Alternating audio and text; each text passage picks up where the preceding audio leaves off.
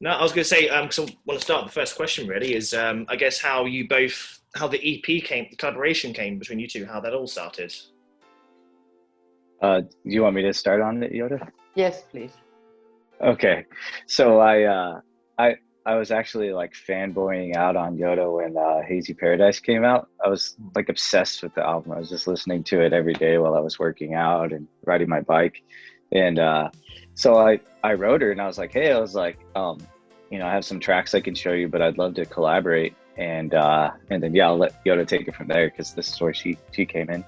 Yeah, it was really actually quite special. It was during confinement last year, and I was sitting here on this balcony, and I received some collaboration requests and stuff like that. And after Hazy Paradise was out, it was quite crazy actually with the messages that I received, quite a lot of messages, and then also like collaboration requests. And then I got this, I saw this text from you or like message.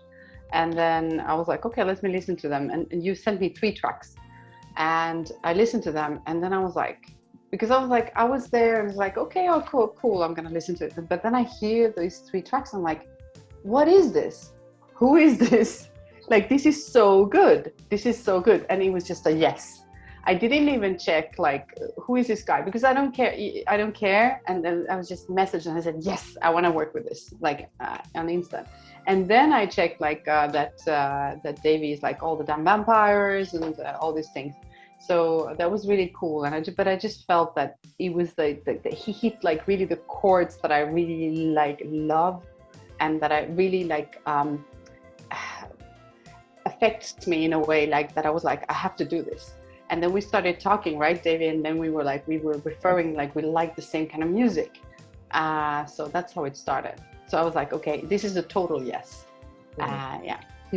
Yeah, something that was like really huge with the collaboration, we both referenced Typo Negative, and that's like one of my like biggest, I still listen to October Rust and Bloody Kisses like, a few times a month. So I'm always thinking of Typo when I'm writing, and I put a synth behind like almost everything I do, this kind of this eerie like writing feedback, and I got that from Typo. So like, we were talking about that and I was like, yeah, this is meant to be. Like, anybody that can vibe on Typo and reach for that reference, like, we're going to be able to collaborate. And so yeah, it was so easy and it was so cool. Like, everything was like a first take that Yota would send me, and I was just like, yep, like, let's do it, this is awesome. So yeah, I don't know if I'm allowed to say this, Yota, but we're talking about doing some more stuff. So yeah, following up on the EP with another EP and some other ideas that we've had. But it's exciting because we know what we can do now. So I think we're gonna the next group of songs we put out is gonna be just like the perfect culmination of everything we've learned about each other. I think so too. And I want to add to this, it was like we were like we really like the same track as well, like a specific what is it called, the track, Davey, the track that we love, Love Black You to Lace? Death. No, Typo. Love You to Death. And then I sent you like, I was like, at 2 point whatever minutes, between 2 point so and so many minutes, and there I just love it. And you said, yes, me too, like really specific. It was so specific. So yeah, that was cool. Yeah. That's made in heaven. Yeah, absolutely. So can you sort of give us any sort of insight into the ideas that you guys have come up with for the new material? Is it going to be a slightly different direction, or are you going to build on what's already been working, obviously, for you both? I think the idea is we were kind of throwing around the idea of just kind of like coining our own particular mix in the genre, so like almost like a subgenre based on like things that we've been doing. So I think the idea is to kind of keep growing on that, and it's not like dark wave or dark synth, but it's also not extremely poppy, so there's a little bit of a goth vibe there. So we're kind of finding our place in between those genres, and I think that when you hear it, it's going to have its own vibe that exists a little more. You don't really find that too much in like synthwave, so Yeah. That's kind of the aim, I think, right now, if I can be as bold as to say that. Yeah, I agree. It's kind of like, it feels like almost like a subgenre that I don't know, I don't want to say that it doesn't exist, but it feels like it's kind of like new in the synthwave scene, as like combining synthwave and then something else, a bit with a gothic touch there. So yeah. Do you think that Iron Scarlet will have to add a new circle to his Venn diagram for this subgenre? Unfortunately, yes. Oh, poor guy. He must have slaved hours doing that thing. He's not going to be happy. Not that I don't speak to the guy, so I don't even know. Okay. Is he even around anymore, Iron Scarlet? Or did he retire? Or He did retire, but a lot of what he said, moaned about seems to linger, which is quite nice, although Joe's just sorting himself out with a drink, which is good. I guess one question I had was when it comes to, because a lot of collaboration is online, and I guess that's how you guys have done it, in the way that you have done it. Yeah. How easy do you find it? How much of that has been part of your projects within the scene? Like, has it always been online, or have you had the opportunities to do other things with people where you've been able to at least sit in the same room and have a conversation? And which do you prefer? Okay. Davey, do you want to start, or? Sure, I can take it. So I guess to kind of expound on that a little bit, growing up, like doing like hardcore and metal, we'd always be in the studio in person. We'd have our lockout space, we'd go in there, we'd jam, and then we'd go, and it was cool. But there was always those moments where there was like too many cooks in the kitchen, so like it really hindered progress. And then having to deal with like drummers flaking and stuff like that, and not being able to explain, like, this is what I want to hear, like, do you understand this vibe? So that's actually what inspired me to program drums. And then I started working with a friend, Keith Barney. He was in like Throwdown and 18 Visions, all these great heavy bands, Adamantium, and he kind of introduced me to being more efficient electronically, using like programming and things like that. And then I started doing a lot of work where I was just remotely doing things, programming drums, sending that to drummers and saying like, okay, this is what the song should sound like. And then with this project, it's all primarily been remote, spare for the time that Mint Simon came out and did some songwriting with me in person while we were filming the music video. But everything that Yota and I have done has been remote, and it's actually really nice. Like, I do prefer it because I can kind of sit down with it and really concentrate without that pressure of like, somebody else is waiting. It's like, okay, I can sit here and just get this right and kind of experiment with things that I know I don't want anybody else to hear yet, because they will immediately be like, what are you doing? But just to get it out of my head, so I'm not thinking, what if I did this all the time? And then you send it back and it comes together. And I think at this point in my life, I prefer the remote version.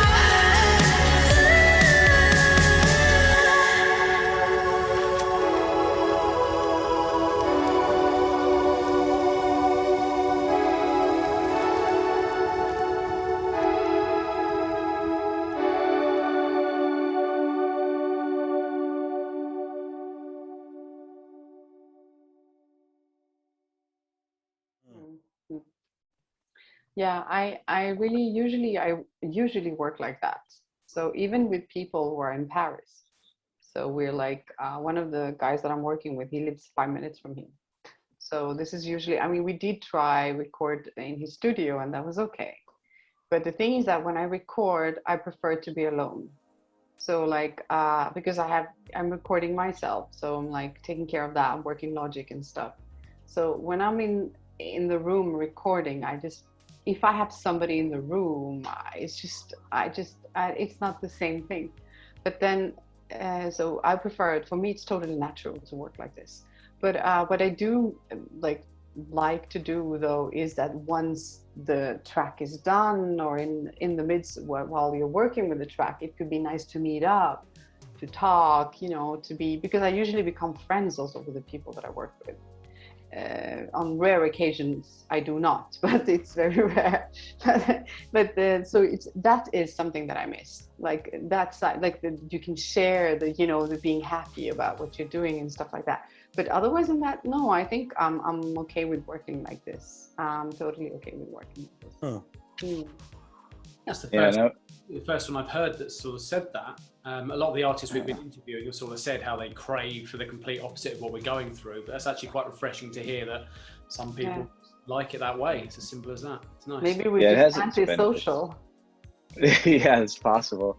You know what? Like with Korn, we would have a tour coming up and we wouldn't get together to rehearse because those guys, they've been playing the songs for like 25 years. So I would sometimes just have to pull up live videos and then I would practice to the live videos, because it's a little bit different live. The drummer's doing different things, the tempo's different. And then we would get together at in the middle of like Texas or somewhere in South America. And then we would practice just a few songs, so I was always glad that I was like doing things remotely from home to these live videos, because otherwise there'd be like tracks that I would never get to practice with the band, so there's all, crazy.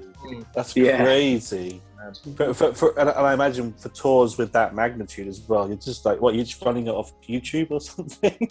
Oh my gosh, man. Wow. Like in the first year of it, my anxiety was through the roof. I was just like, oh my gosh, like what if they play this differently live, So it was really important to use those live YouTube videos and we just get up on stage, trial by fire. And I can proudly say I only messed up once in 5 years, and that was playing the wrong song intro for out of order in the set, and the band is so good they just jumped right into it and just played it anyways, and then we switched it real quick on the fly. So yeah, but the remote aspect is so beneficial, so I'm glad I kind of learned to function that way, because it saved me a lot of trouble. So what is it about because I won't use the phrase synthwave, but what is it about the 80s and the aesthetic that you guys, with your individual projects and your group projects, have? What is it about it that you like? Well, I don't know. It's just like that was literally my favorite time in cinematic history, in the 80s and the early 90s. So the soundtracks, like the excitement for synth, the fact that there was like a lot of cool technology and like digital stuff coming out, but people were still meeting up in person to experience it. They were going to the mall, arcades, So like, I think it was this nice point in time where everything was still tangible, but it was exciting. It was new. The synth was like, was encouraged, and it was just so cool. Like doing things, analog was kind of going out. And it just, every time I hear these 80s melodies and or things that you might perceive as 80s, I get just this really happy, like nostalgic feeling. And it has a lot to do with the cinema at that time, a lot of the movies. That's a bit like your cover of Mighty Wings recently, getting into the real 80s vibe. Yeah, I mean, it's definitely about the OSTs. It's the movie soundtracks were just, they're just a lot of fun to play as well. Like, yeah. There is also, I'm sorry, with some. Oh, carry on. Sorry, there's a machine for my cat. It says when it's time for him to eat, so it's gonna say the time. It's my voice actually recorded. So I'm saying in French. Yeah, I'm saying in French. It's like "What's on manger?" So it's gonna come one with. I'm sorry. Yeah. Sounds like an episode of Black. But Anyway, you're talking like this to him, though. yeah. What's emoji? Voilà. Yeah, anyway, what I like about the 80s is I think, and that's the crackers. Sorry, those are the crackers. So yeah, what I like about the 80s is that there is the nostalgia. It's a dreamy vibe, and there's a vibe of everything being possible. Like everything being it was a bit glam, wasn't it? Like with everything like, you know, shiny and everything like, but you had the feeling of like everything was possible. It's almost like entering a dream state, but in reality. And it wasn't like an escape, I think. It could be an escape, could be a reality, but I don't know. Like, so that's what I like. And also the melodies in the 80s, they were kind of like sometimes quite naive. The music was kind of like the melodies, but it worked quite pretty well often. Sometimes it could be a big failure, obviously. It was like kind of like in between, sometimes being a failure and being like super good. Like, and it is a thin line sometimes, and that's what I think is really interesting with some of the 80s music, that sometimes it's just, you know, you're like, oh my God, are they really singing that? Like, and sometimes they are really singing that, and it's really good. So there's something very fragile about it as well. Like if you listen to it, in the sense that fragile, in the sense of being really good, or sometimes just being quite cheesy, overly cheesy. I don't know if I'm too critical now, but I love it. I think it's dreamy, and it's amazing. I think it's like a hazy paradise. I've actually been quite lucky to listen to quite a lot of French 80s music, because where I used to live in Dover, we could pick up the French radio stations. So I would hear Alain Souchon, Etienne Darho, Patrick Bruel, all these sort of people. The 80s in France, it's actually really catchy. It's some really good French 80s stuff. If Martin, that you haven't heard any of it, there's some really, really good stuff. Yeah. So good. Yeah. Yeah. Oh, sorry, my cat is scratching on the door. I'll just open it. Oh. because he's waiting for his food. Sorry. Yeah.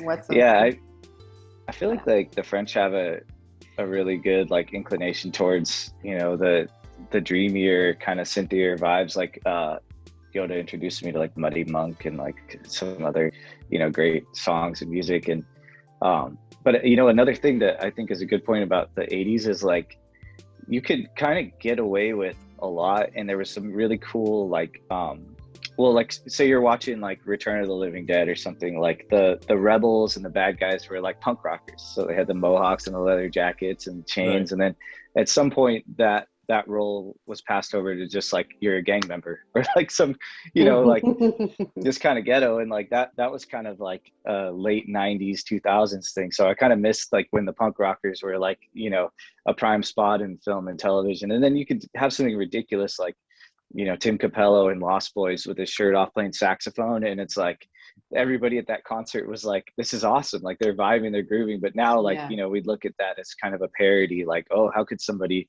you know, be this big buff guy all greased up and be taken seriously? But it's like, why not? You know, it's cool. Like it's just like He-Man's like larger than life. But at some point everything started getting like picked apart and kind of turned into parody. But I think in the 80s it was like everybody just kind of went for it, and it was cool, you know, it was accepted, like they had fun. It seemed like they were having a lot of fun also. When you look at, you know, the videos, they were like just quite relaxed and like, well, but when like the videos, they were quite serious about like really being into their role, but it was still like they were having fun. I like that. It looks like they were having fun. I don't know if they were, but you know. Me too. Seriously, and now everyone seems to take themselves so seriously, and I think that's the biggest difference between synthwave and 80s music, in that anything goes in the 80s, as you've said, but now I think people are a lot more meticulous and taking it very seriously, and it shows in the kind of regimented nature of the music sometimes. Yeah, I agree.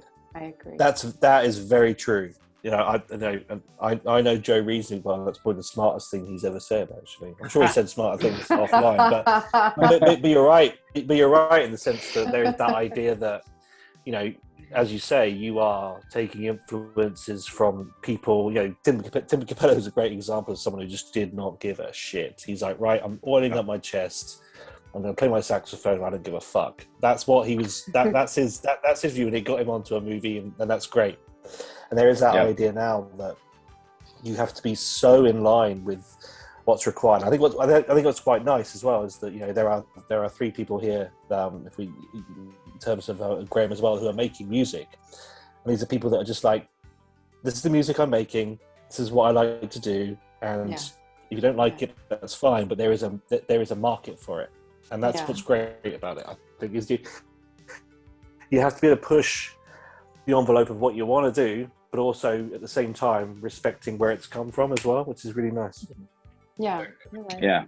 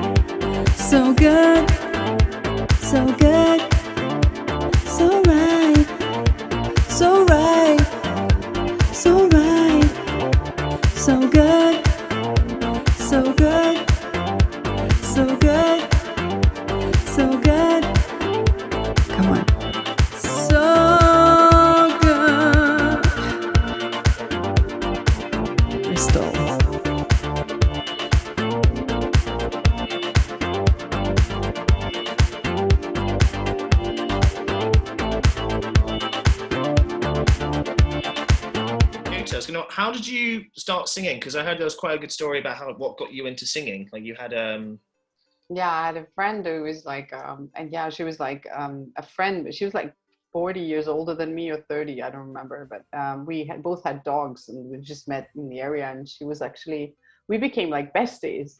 So I was always hanging out with her, and she was like she used to be a manager for like soul artists in New York and I think in Germany as well. And then she was working at the circus. She was just this kind of person who was like doing all these things at the same time. And we were driving in the car and she was driving. I didn't have a driver's license. And then she was playing Al Green because she loves Al Green. And then I started to imitate Al Green with the falsetto, you know. I think it was this song called "I'm So in Love with You" or something like that, you know. And he's quite a lot of falsetto there.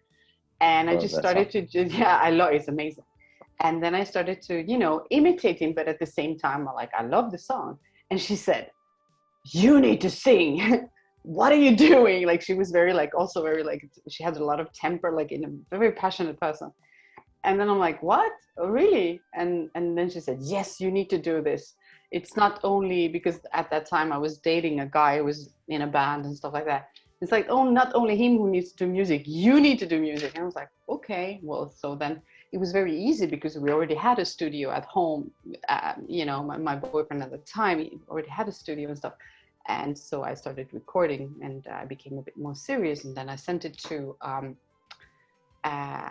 this guy in Stockholm who was quite known. And then he called me and he was like, "I love it. Can you come over?" And that's how it started. So then I signed my publishing deal and I'm still with the same publishers.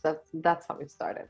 My father used to be a singer though, and as well, but I'm not saying he never told me that I should sing, but I'm not blaming him. I'm just saying that he never said that. So yeah, so that's how it started. Sorry, long story. So nice. Oh, good story. Yeah. And how did you kind of end up into because I know you kind of did some like new disco tracks for a while because you did a track with Lifelike, Sunset. Yeah. Yes. Yeah, I bought that track years ago. One of my favorite tracks. Really? Oh, thank you. Oh, yes. So yeah, I've been doing like a lot of like different genres. Like really, I used to like before I met Lifelike or Laurent, I used to do a lot of like minimal things also in Sweden and stuff. But then, yeah, I worked with like Alain Brax and Laurent, Lifelike, and some other French artists as well. And then, so I do, and I still do like a different kind of genre. So I'm not like, I never saw myself as being a synthwave artist, and you know, really. But then it seems like it's synthwave. I'm not sure, but it was when my manager, well, you know, he sent it to NRW, and then NRW loved my album, and then it was like, okay, so let's release it there. So then I was like, okay, I guess it's synthwave. Is it synthwave? Well, it's because, like, you know, artists like Todd Terje, I don't know if he's French, but like I think his genre is like space disco, and like a lot of the stuff, yeah, like Alan Brax, you know, that has got that kind of new kind of synthwave kind of edge. I mean, it all kind of like there are similarities for sure. Yeah. And Lifelike is quite a lot synthwave as well. Yeah. I mean, new disco / synthwave. Yeah, I think Synthwave just got it's just the brand, isn't it? It's just the 80s stamped on it. That's kind of what makes it different, I think. Yeah. That's all these names flying about, by the way. Very impressed with all these names that you've worked with. This is quite cool. Did you like my name dropping? No, we love all that stuff. No, honestly, okay, great. Because a lot of the people you've named there are sort of people I have tracks by. I can't say I've gone into their catalogue, but yeah. My sort of journey into synthwave, so starting from kind of an indie pop through new disco and then eventually finding synthwave. So, you know, to me, actually, this is music. Oh, great.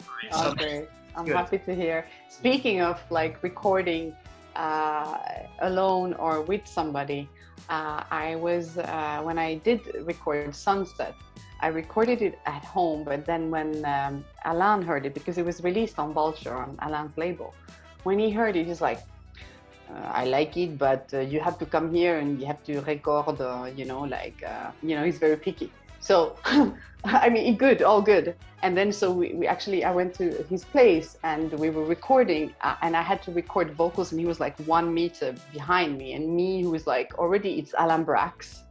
And then me, like, I usually like to record a beat by myself. So it was really like, and he's like, can you do like this? Can you go like that? Can you go? It was a challenge, but it worked. Because if you listen to Sunset, I don't know if you guys, some of you maybe know it, but there are several layers, like very many layers, and that's thanks to Alain, actually. Yeah.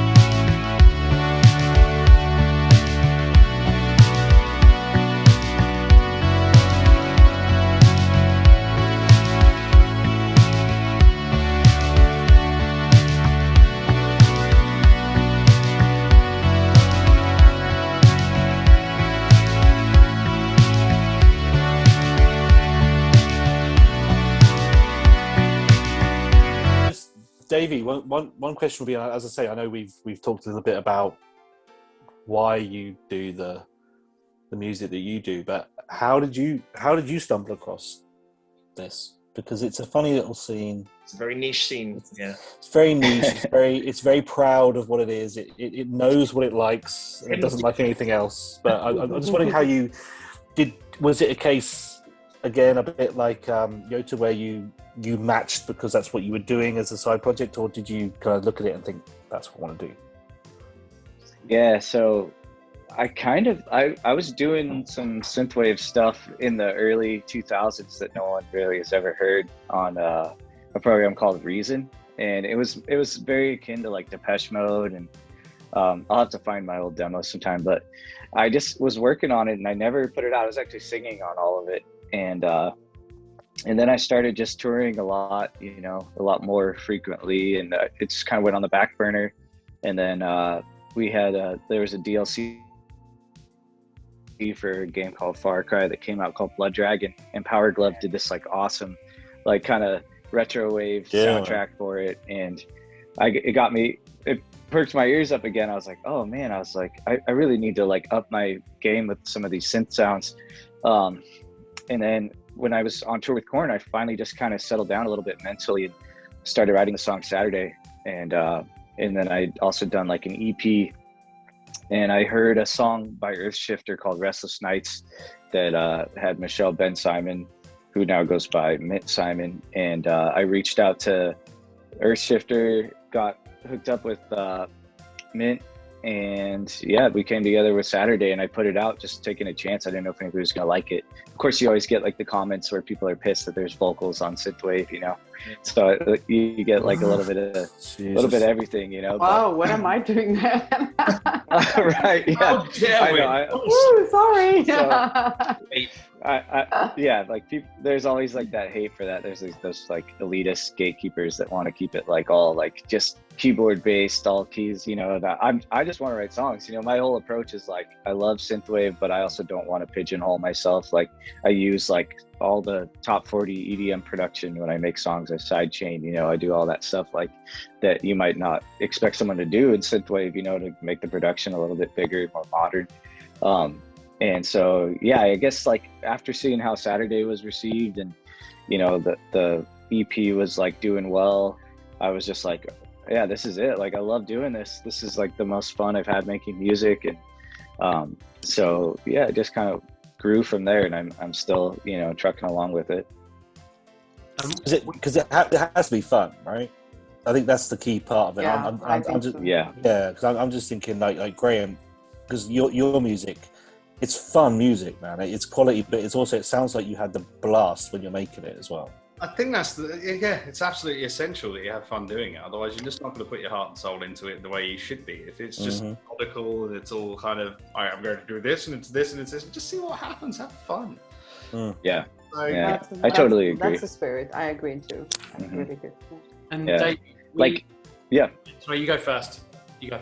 Oh, I was just going to say, like, one of my requirements for like if committing to a song and putting it out for release is, am I really happy listening to it? Do I want to listen to it? And I put it on in my car, and I'll drive like, Pacific Coast Highway right along the ocean, and I listen and I see if the vibe matches, and if I'm really like feeling it, and I want to come back and listen to something that I wrote and feel like I'm just a listener and not the person that wrote it. Like if I can feel detached from it and enjoy it, then I'll put it out, I'll release it, But if I don't, it feels forced, like, and I'm thinking about all the little things I did, I know I need to sit on it longer and, revise things. That is the best way to test a tune, right? Just get on the Pacific Coast Highway and just go. But turn around and go like, geez, it's crazy. Totally, yeah.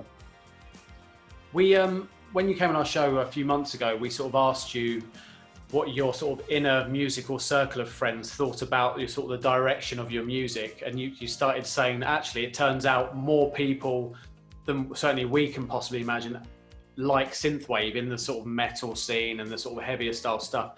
I think you mentioned as well, is it Papa Roach? I think one of the members of Papa Roach. Yeah. I mean, how did they come across it? Because of you, or were they already aware of synthwave before you kind of started playing them your stuff? I mean, how did How did that sort of come about?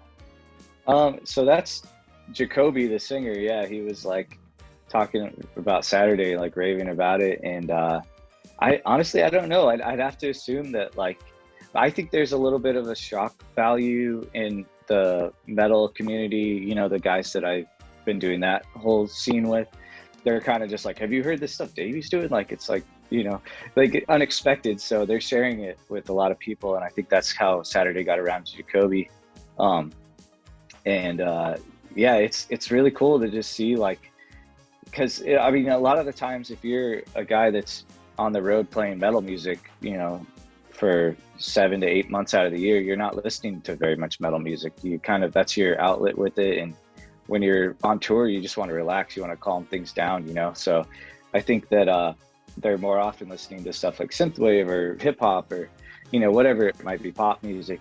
And for some reason, there's this like kind of shock value when at first when like they would hear a song like Saturday coming from myself, you know, they're expecting more like, you know, death metal or, you know, beat down hardcore. But yeah, it's translated into a lot of things. Like people that I never expected to want to collaborate or do things like that have reached out to me, and, you know, different brands and stuff. And, you know, one of them being Sumerian Records. So I just did the Black Veil Brides remix, but that's not the only remix I'm doing with them. You know, I can't say what they are yet, but, you know, it's really cool that they were just like, yeah, our artists really like this. They're excited about it. They want to have these remixes that are basically, you know, synthwave versions of these songs. So I'm just like, give me the stems to a song, I'll take the vocal and I'm going to turn it into a synthwave song. That's kind of my approach with remixes, you know. Nice. Must be quite comforting to know that you're having successes on various musical fronts, you know, different genres. Must be nice to be multi-talented, whereas I'm just sat here with a shandy in my hand on a Saturday night with no talent whatsoever. I'm jealous. Whatever. What is a shandy? It's half beer, half lemonade, because he's driving and I don't want to drink without him. So like all of the things you said, I didn't think there was anything negative, but what you're drinking, that's no good. No, I'm joking. I had a shit either. It's not good. Is it a British guy drinking that? Is it common? No, I don't know. No. Oh, it is. Not really. Okay. It was offered, but you never go for that, you know. Yeah, if you do, then there's like, you know, it's like, why are you doing that? Those guys go home on their own. Yeah. It's the same feeling as skateboard, but the wheels are on our feet, you know, stuck on our feet. We can jump over cars and stuff as we skateboard.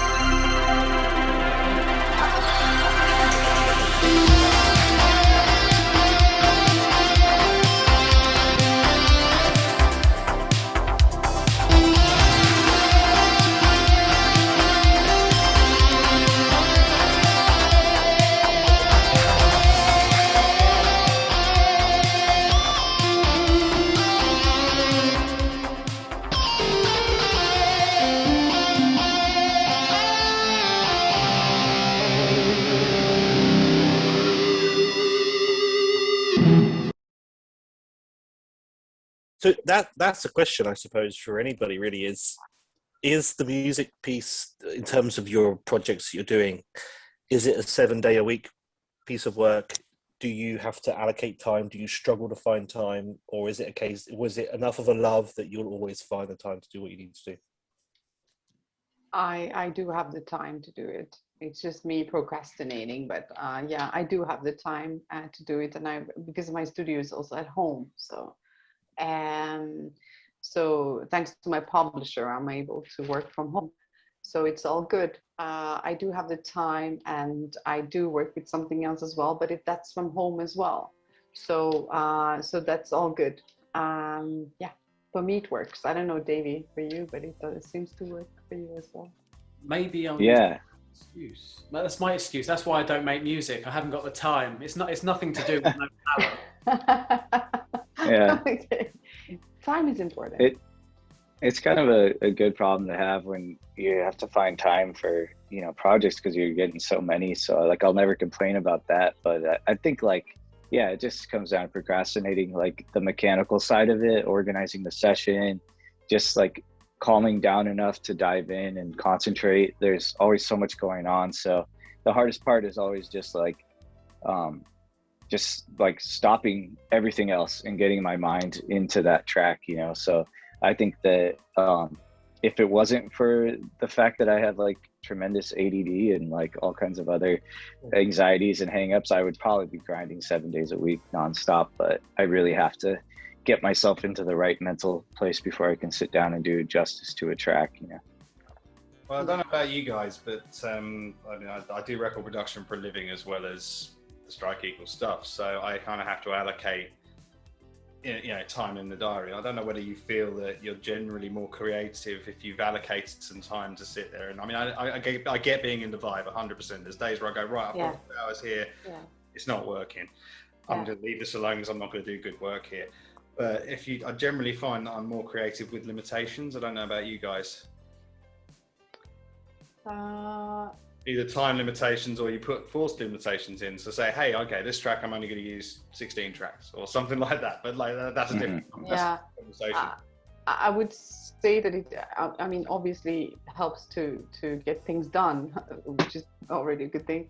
I think I would really say that it really depends on the track and on the vibe, because there can be like sometimes I have a track that I really like or love, and then I'm like, okay, I'm gonna write something on this, and I do have time, but then I just don't find it. I don't know, you can like really like it, but you just don't find it. It's like with this is gonna sound so weird, with some people you really like the person, but it's just not gonna work. I don't know, whatever.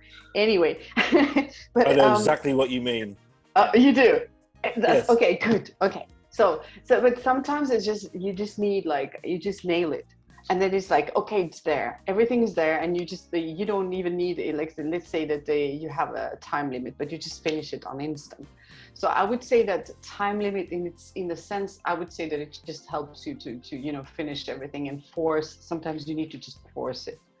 But over the years, I kind of like learned how to work under, if I have like a deadline. So because before, a deadline would mean maybe that to kill a little bit of the inspiration or the joy. But now I can actually kind of like, I think I give myself a lot of breaks. Like I take time off. I just have a coffee or a walk, and then it would just usually like just if I vibe with the track. I don't know if I answered the question. My answer seemed very like all over the place. Sorry. It totally makes sense. Like, okay. Good. Yeah, I think that it's like a double-edged sword to have limitations. Like when I start a session, it's nice to only work with a few VSTs or a few samples, and then I don't get overwhelmed and like lose track. But then there's also like, when you send something in a collaboration and you get notes back and somebody wants something changed, if that happens too many times, like me personally, I'll completely lose my drive with the song, because then I start feeling like it's not mine anymore. And it gets kind of discouraging. So, in one sense, it's good to just kind of be able to focus and work with a few things and get it done, and just like be able to get it out. In the other sense, it's like, if I used the term earlier, too many cooks in the kitchen, you know, like it gets really rough. Like working with like labels, you'll get notes from like 3 or 4 different people, and they're not even like, they don't even have a musical background. So, you know, the old, like, you know, rebel side of me wants to be like, well, who are you? Like, what did you do to give me this note? You know what I mean? Like, but then the business side of me is like, okay, I understand. Like, I've got to figure out what they mean by that, because I know they don't mean it's too slow here because the tempo didn't change. So what does that mean? You know, they want more of the, you know, energetic tempo, you know, so just little things like that. So it could be good to have limitations, but it also kind of sucks when new limitations are being imposed on you when you're trying to get something done. Yeah, I totally feel that one. And particularly when you end up in mix revision hell from particularly labels. Oh. It's just, you should just avoid that. Just let them speak. Like, I don't listen to that anymore. I'm like, yeah, whatever. I ask my friends. I do ask my friends, or some people that I really trust. They're in, you know, they're like they taste the music and stuff like that. But labels, no way. I don't want to hear what they have to say. I've been in the business for so long. It's like labels, no merci. Ciao. Talk to the hand. Voilà. I like that. I think that's going to be in my contract from now on. That's amazing. No notes from the label. Yeah. Yes, no, but I really mean it. I've been in the business for a while. It's like, if you start like that, it's like, yeah, and like, oh, you should, and there's like maybe some pretentious person there, like thinking that they're like, know everything. I was like, yeah, whatever. Are you doing music? No. Okay, so don't talk. Voilà, sorry, I was a bit tough. Yeah, no, it's true. And then you get like their social media manager chiming in about it, and it's like, what? Like, well, you'll get that really weird note. It'll come in. It'll just be like, yeah, it just needs more production. It needs more cowbell. Oh, yes. You guys, I that reminds me. I used to be in this like death metal band on Metal Blade Records called Dawn of Ashes, and the singer at the time, his notes were like just the worst thing you could ever imagine. There was always notes, like no matter what, and they never made sense. So like he would like get really upset, like you'd hear a song and he would just start getting really worried that it wasn't going to be what he wanted, or if it was too much like American hardcore music, he would get really concerned. So his notes would be like, and this is how he talked, to like, Davey, he's like, can you like add some more guitar parts that sound like bees buzzing? And I was like, and I'm like, tremolo picking, like, so I do these like tremolo picking parts, and then they were never fast enough. He's like, can you go faster? I'm like, this has to ride on the kick drum. And then he would have notes like, he's like, yeah, it'd be like really cool if you could make it sound a little more like brutal and ancient. And like he would reference these like black metal B-side records that the production was horrible. Like it just sounded like one mic was placed in the center of the room and everybody was playing at the same time, you know, like Burzum, Immortal, like old demos or something. Those records was, you know, it had to sound like it was coming out of a toilet bowl. Yeah, and I just like, I was like, I'll make music with you, but I don't want anything to sound like these demos you're showing me. Like this has to be polished and big, or I'm not into it, you know? And so it was always just like constant back and forth, but his notes were horrible. Like we would save the emails. Our management was always like cracking up over it, you know? I know he meant well, but he just did not know how to communicate musically. Turns out he was actually a member of Korn, and you were keeping. Oh, yeah. No, those guys are brilliant. Like you hear Korn and you think like, oh, it's so raw and just like chaotic, but then you get up on stage and everybody's talking about music or improvising, and you realize like, man, like all of these guys are like the masters at their craft, you know? Like Jonathan Davis can play slap bass, he can play drums, you know, like, so it was actually really interesting and cool to see like the level of musicianship, you know, like Brian Head Welsh, he could actually play a ton of like 80s like glam metal and stuff, like, you know, just really polished guitar playing and leads. And you listen to Korn music and you're like, oh, it's just all like massive chords, you know, just really loud and noisy, but and downtuned. But yeah, they're all shredders, man. It's really cool. You can't say anything else though. I'm joking. I was a joke. No, I'm joking. I'm just joking. To praise them.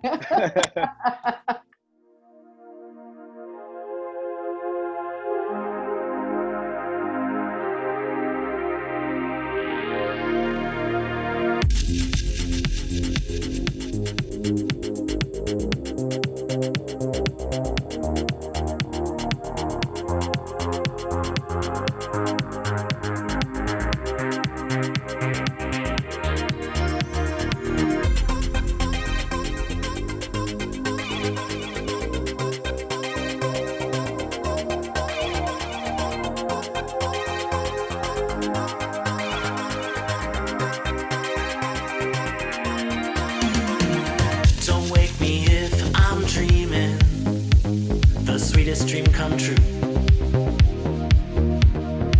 I've died and gone to heaven. I died while dreaming of you. You're always on my mind. It's pure infatuation. Takes up all my time. You got my attention. I'm hooked on you, baby. You shot your spark right through my heart. I'm hooked on you. Gonna need your love to get me through. I'm hooked on you, baby. Ooh, I'm hooked on you, baby, baby.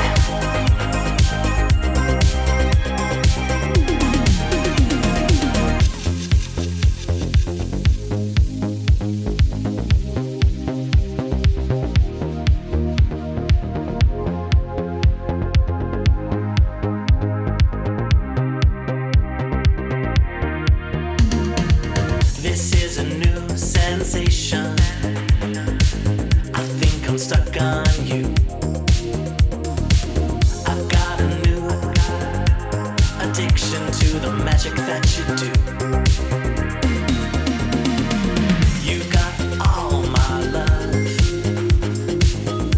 Ain't no complications. You got all my time. 'Cause darling, I'm hooked on you, baby. You shot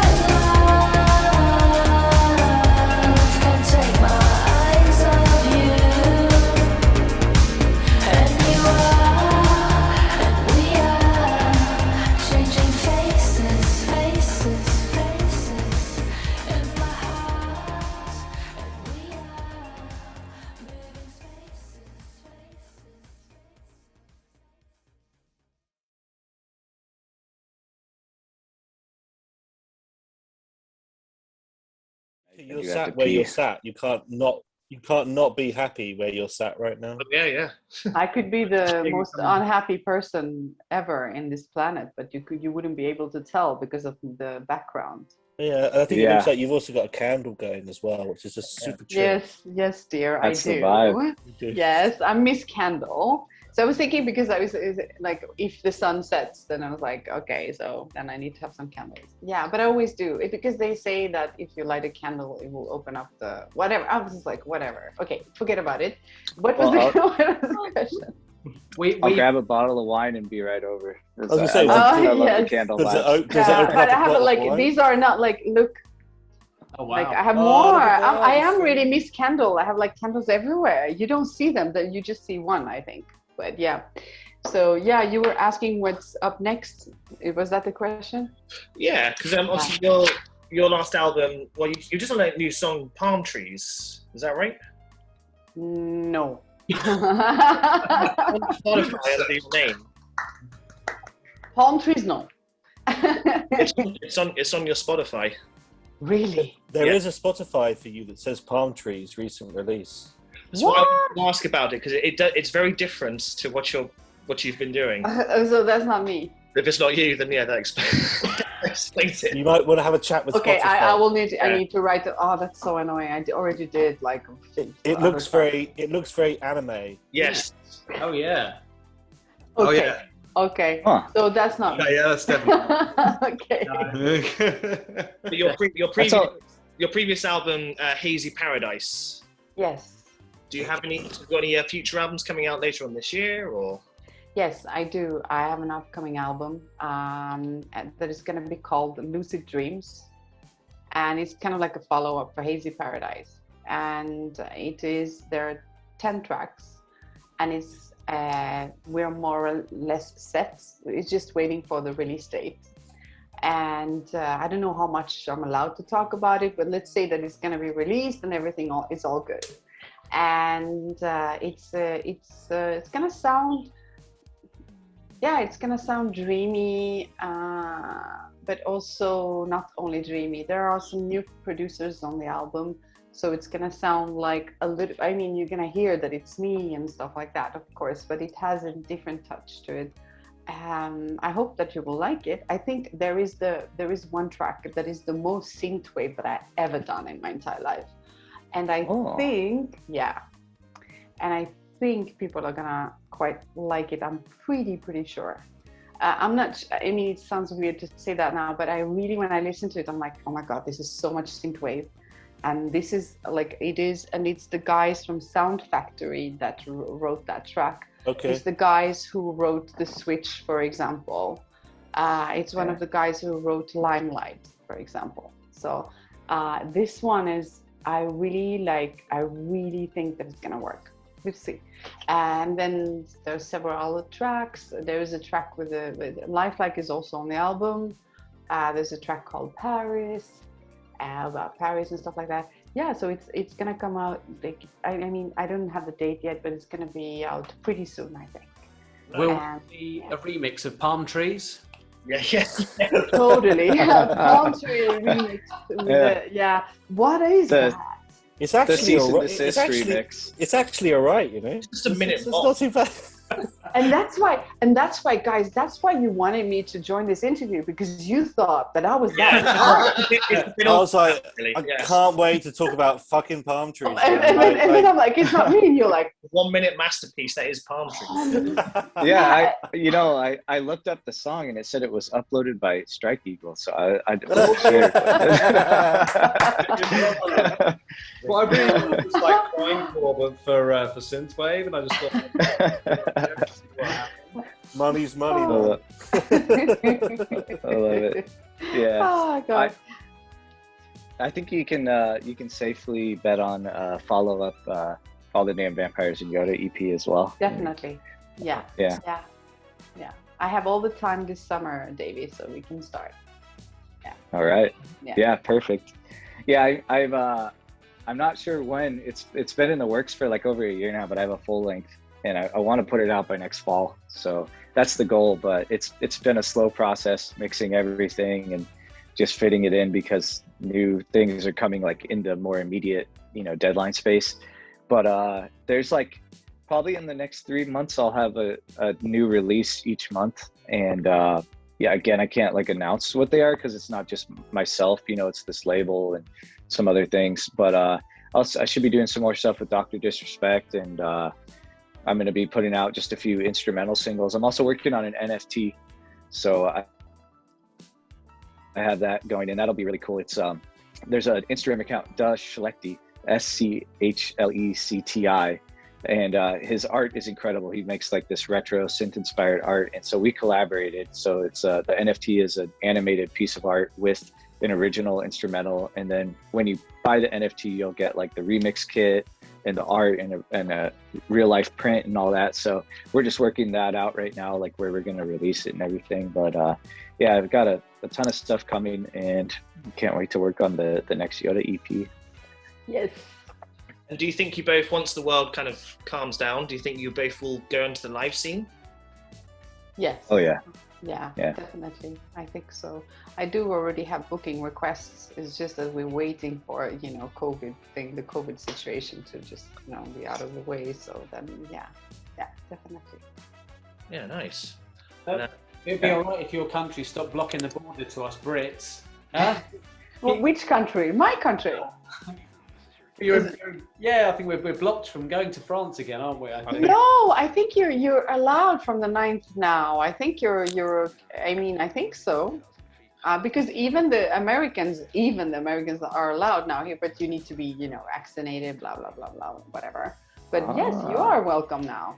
So Yeah, I was going to say, based on the Eurovision this year, the UK is not liked by anybody at the moment. They fucking hate us, man. I love the UK. I love the UK. Honestly, I'm not like, it's not smothering or something. I love the UK, and I love UK people. Like one of my best friends, she's from the UK. We're just like, and my manager is British as well.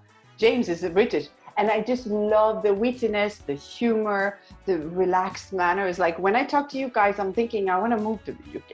You know what I mean? Yeah. No, I mean it.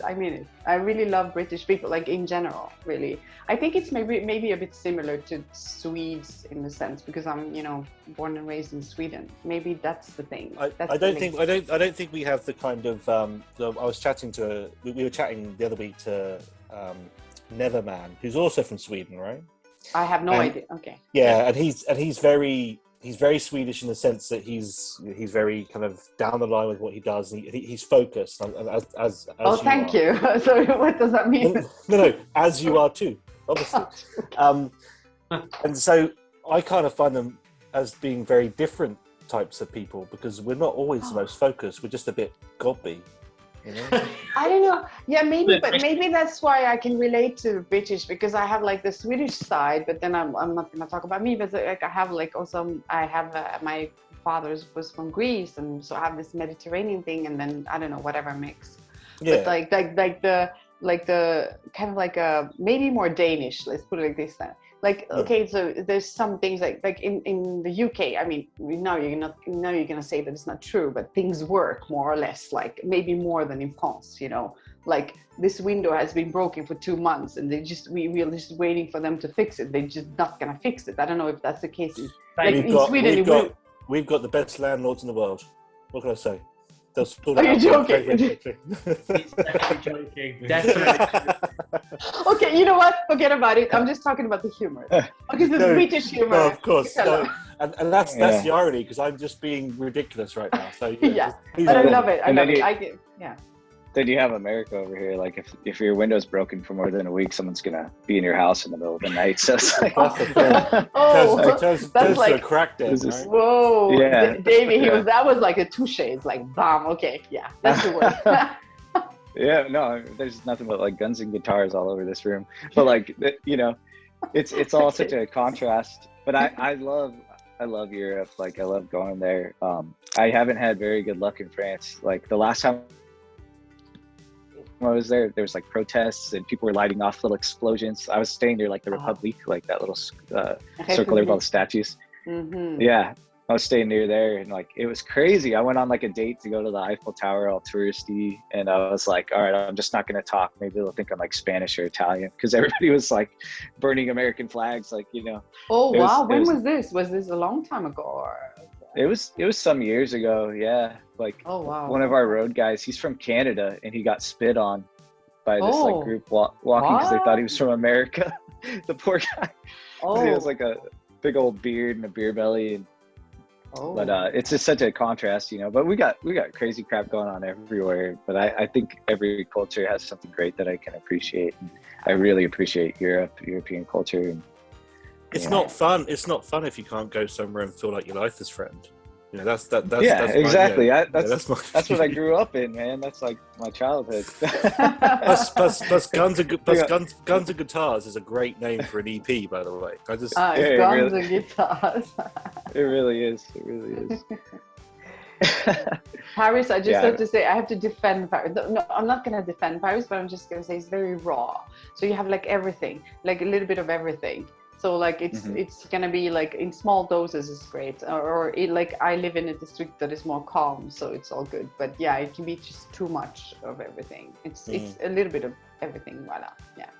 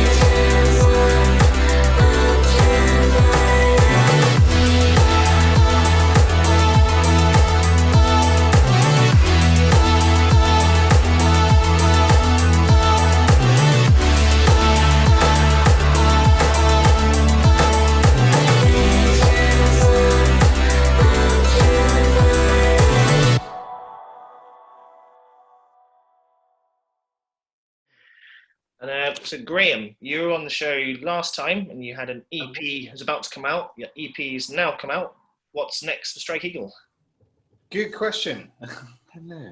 I mean, at the minute, there's kind of nothing on the pipe. There's a few things collab-wise that are threatening. I'll put it that way.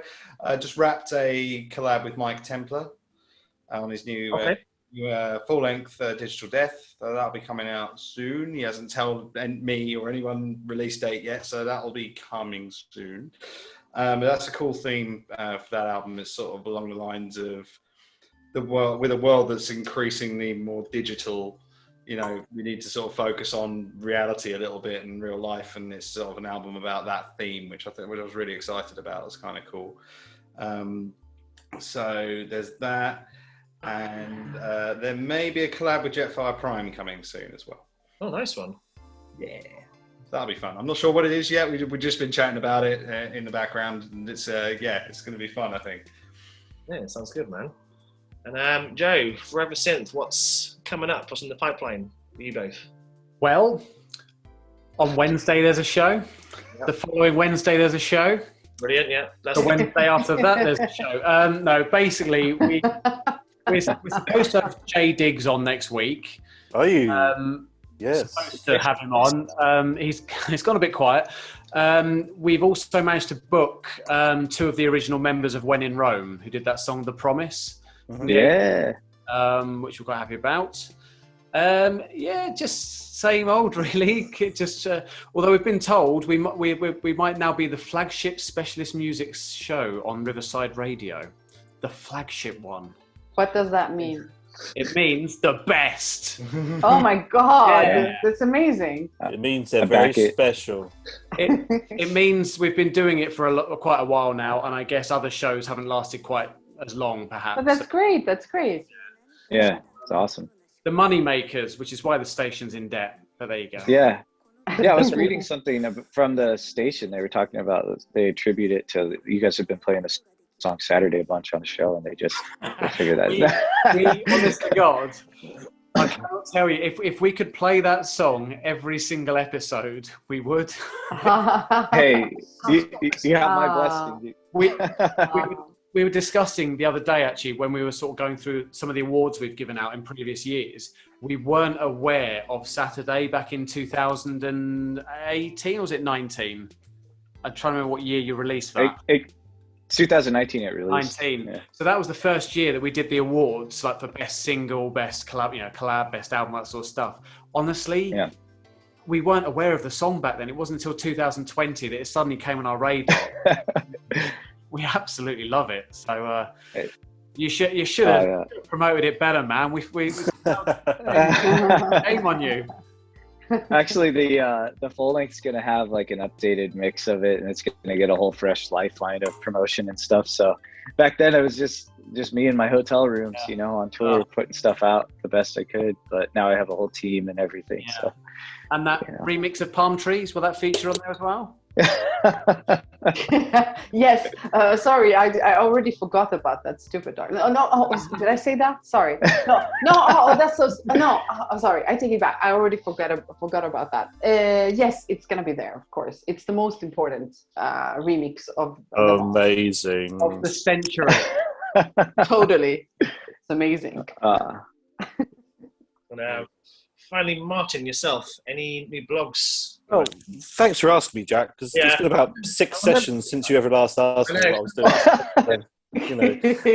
Yes, we have tape deck sessions have become a little bit less frequent given that the people are out and about doing more things. So tape deck sessions are a bit of vaporwave, bit of chill wave, bit of future funk. We do an hour and a half of a live set on YouTube on a Sunday afternoon when you're not doing a huge amount, just to kind of relax you into your week. So those will carry on from doing another one next weekend. So probably when this comes out, actually. Got an interview with Primo, which is probably going to come out next week. So by the time this comes out, it might already be out, which is, again, not great timing. But that will be the first fake man interview, a bit like this is, in the sense of a Zoom-based conversation. And she's nice one. A very funny character, and she's quite hilarious and interesting so that's about an hour long. And I'm still working on a massive piece of work, which I want to get a few people in on around. As everybody knows, I'm a massive Genesis geek. So I'm writing a 2021 Genesis kind of overview. I'm going to start with their 80s work and then kind of work backwards. So I'm doing a bit of a written piece on that. So probably won't be into at least October, November time, but that's an ongoing bit of work, which I'm quite keen to get some people involved in. And it's the year anniversary of my interview with Stephen Bauer, who was Manny in Scarface. So I want to kind of do a little bit of a revision of that coming up soon and put that back out again, because it was really good fun. The guy's crazy. It was, don't get me wrong, I had no idea how I managed to sort it out, but he was happy to have a bit of a chat with me. So so that's coming up for the year anniversary of that interview. So we'll do a bit of a Scarface piece as well. But thanks, Jack. Awesome. Appreciate you letting me have the time, man. I think after 4 months, time my ass, gives you time to write something as well, Exactly, it does give you time to fucking write something. This is true.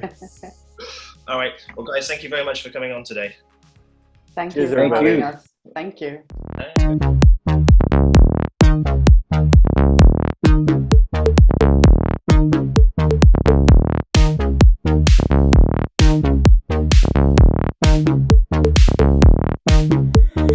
Babe, you enter the room, I'm just after you.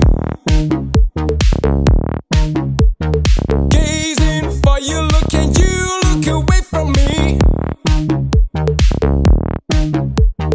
Damn, I like your perfume, now what should I do? Thinking how I could, cause I want you to see. Do as I'm not there, big, you don't have a clue. Please just smile at me, I'll treat you like a VIP. You are out of my league, way out of my league. Turn me into a wannabe.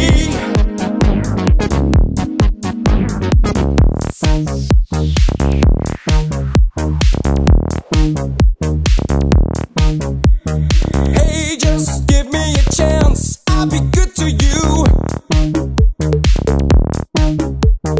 Longing for romance, babe, I want you to be. Stand out, showing my best, guys waiting in a queue. If not, just be my friend and come over for a tea. Act as I'm not there, sure I'm coming through. Hey, just talk to me, don't you shut the door for me. You are out of my league, way out of my league.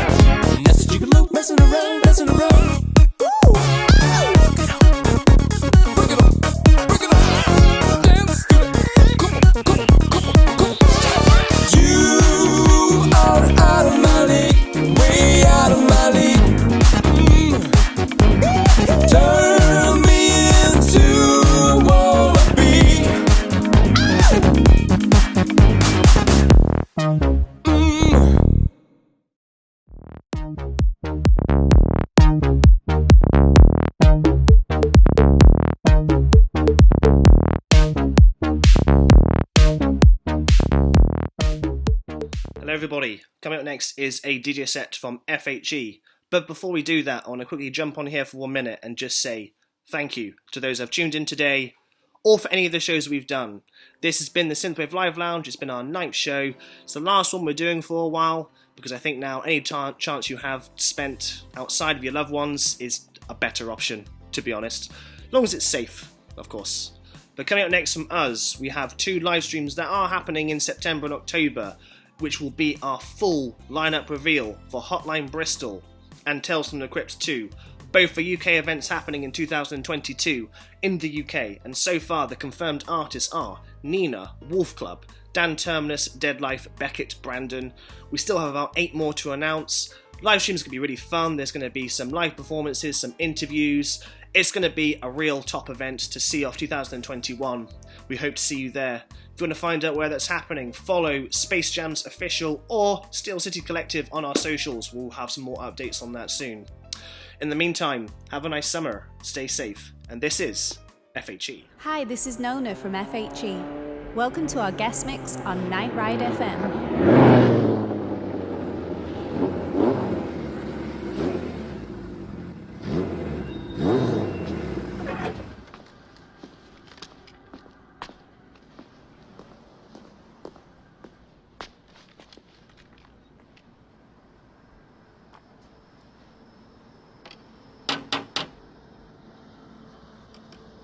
Give me all your money, bookworm, or I blow your brains out.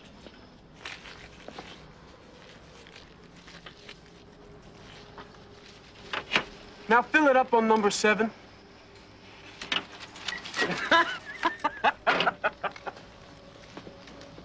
Don't do nothing stupid, man. I'm a good shot. I could hit you in the eye from here.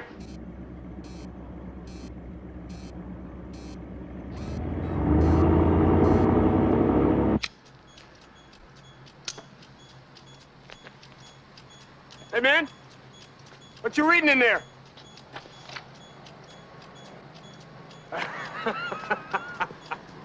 You a college boy or something? Huh? I bet you think you're pretty smart, huh? Think you could outsmart a bullet? What do you say we find out, huh? I'm talking to you! What do you say? Huh? Huh? I'm talking to you! Drop it! Dead or alive, you are coming with me. I know you. We killed you. We killed you.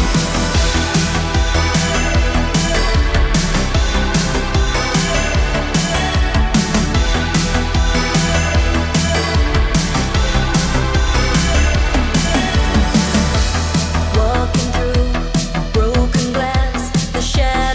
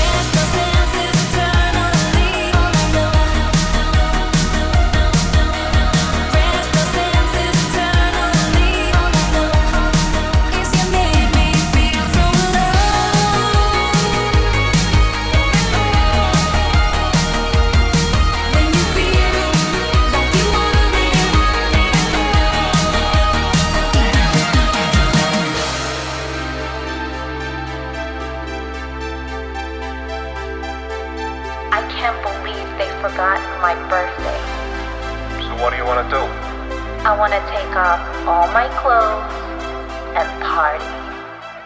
What?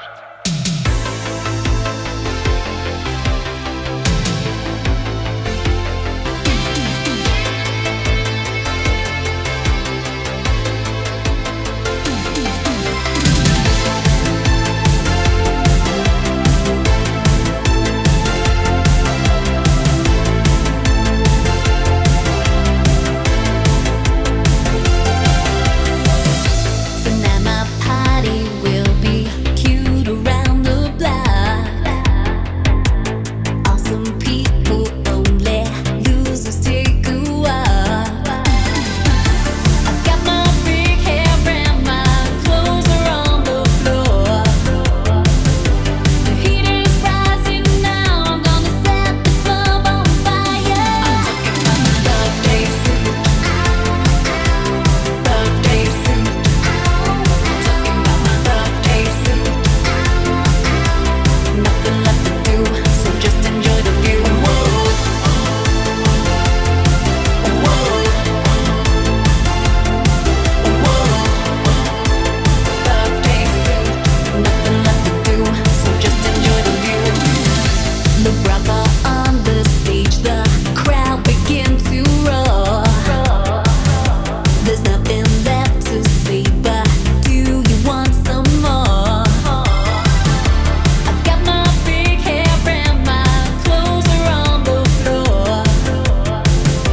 The heat is rising now, I'm gonna set the club on fire. I'm talking about my birthday suit.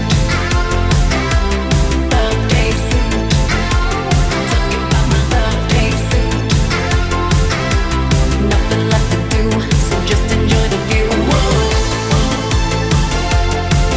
Whoa. Whoa. Birthday suit. Nothing left to do, so just enjoy the view. Good evening. We're getting reports that a young woman has set fire to the dance floor in a downtown club. She's believed to be naked and from out of this world. The band performing, known as LeBrock, said it was their greatest gig of all time.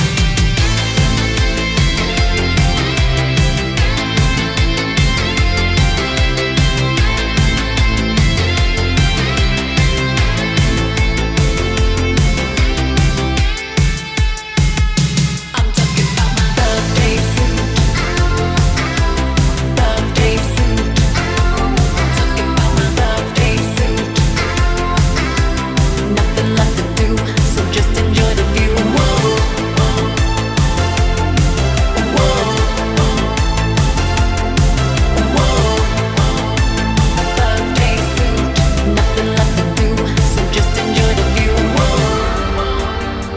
If you die in your dreams, you die for real. Hi, this is Nona from FHE, and you're listening to our guest mix on Night Ride FM.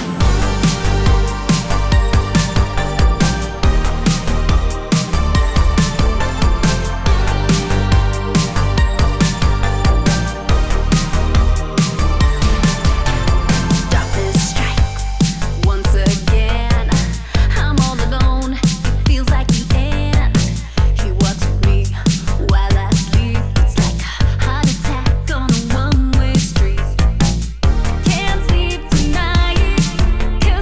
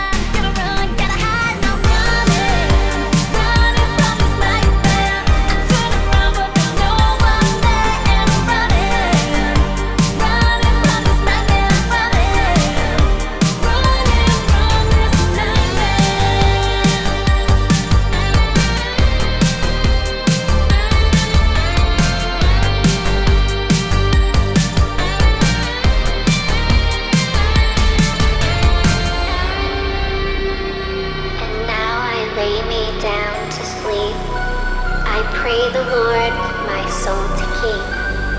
And if I die before I wake, I pray the Lord my soul to take.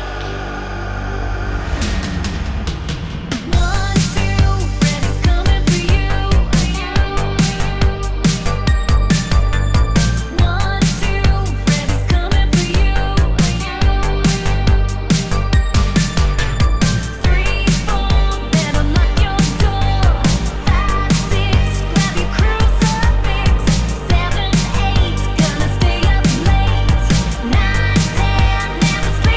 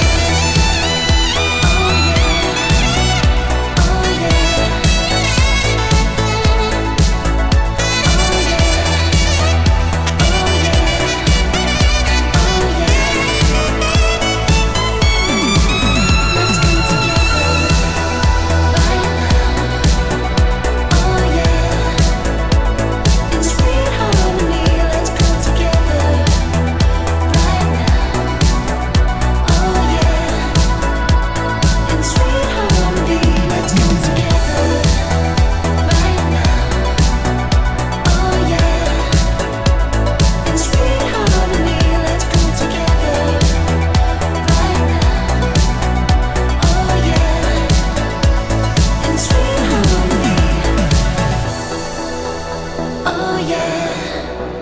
Oh yeah. Oh yeah.